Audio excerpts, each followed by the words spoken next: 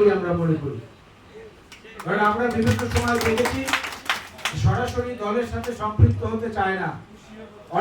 অনেক মানুষ আছে যারা বিএনপির প্রতি দরদি, যারা জিয়াউর রহমান, দেশনেত্রী বেগম খালেদা জিয়া কিংবা তারেক রহমানের প্রতি তারা সংবেদনশীল এবং এই অত্যাচার, নিপীড়ন, নির্যাতনের বিরুদ্ধে তারা শরিক হতে চায়, অংশগ্রহণ করতে চায়।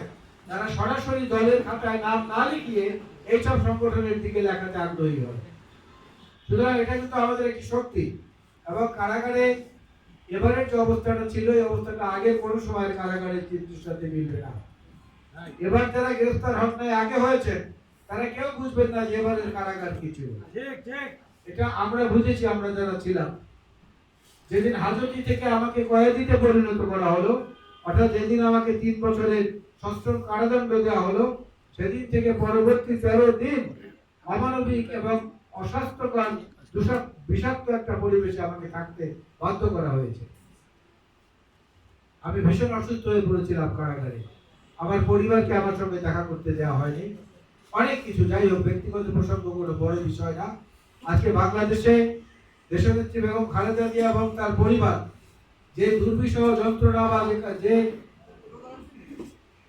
নির্যাতনের মধ্যে রয়েছে, সে তুলনায় আমাদের উপরে এই নির্যাতন কোনো বিষয় না।